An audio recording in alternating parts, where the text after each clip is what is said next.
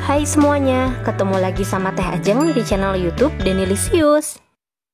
Di video kali ini aku mau buat salah satu cemilan yang paling disukai anak-anak, yaitu dorayaki. Kue dorayaki itu bikinnya mudah, cukup diaduk, dan bahan-bahannya juga mudah didapat. Jadi buat teman-teman yang mau tahu cara buatnya, tonton terus videonya ya. Pertama, siapkan 2 butir telur. Di sini aku pakai telur yang ukurannya agak besar ya. Tambahkan 80 gram gula pasir atau sekitar 5 sendok makan. Tambahkan 1 sendok makan madu. Kalau teman-teman tidak punya madu, madunya boleh di skip ya. Lalu tambahkan setengah sendok teh vanila cair atau pasta vanila. Kemudian kocok adonan telur sampai gulanya larut. Teman-teman juga boleh menggunakan mixer ya, supaya nggak capek mengaduk manual. Kalau udah larut seperti ini, lalu tambahkan terigu sebanyak 130 gram atau sekitar 8 sendok makan. Di sini aku pakai terigu protein sedang. Tambahkan setengah sendok teh baking soda. Pastikan masih aktif ya, supaya hasilnya mengembang. Tambahkan setengah sendok teh garam. Lalu saring semua bahan keringnya supaya tidak ada bahan yang menggumpal.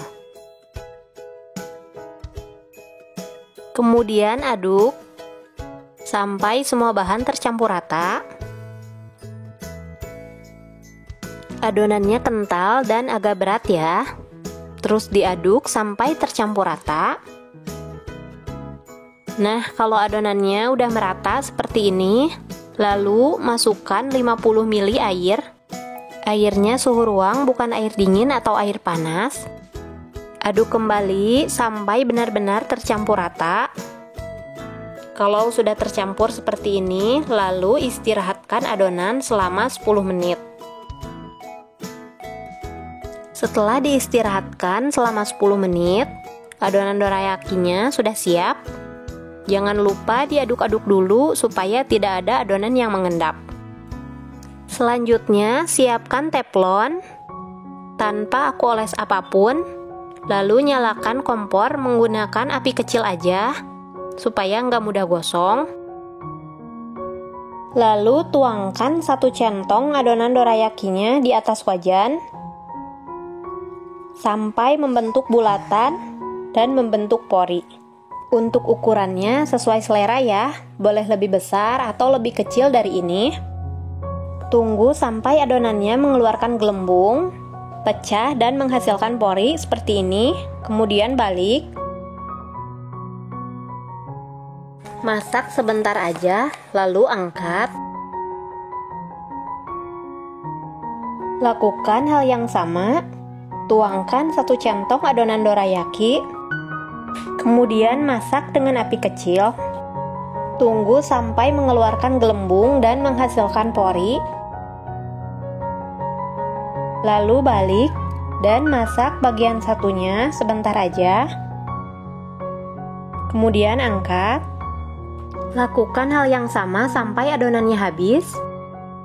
Setelah selesai, ambil 1 bagian dorayaki. Lalu olesi dengan selai atau isian apa aja sesuai selera. Di sini aku pakai selai coklat kacang. Olesi di bagian tengahnya. Lalu tumpuk dengan dorayaki lagi. Supaya lebih rapi, pinggirannya ditekan-tekan seperti ini. Nah, ini dia teman-teman, dorayakinya sudah jadi. Siap dihidangkan sebagai cemilan.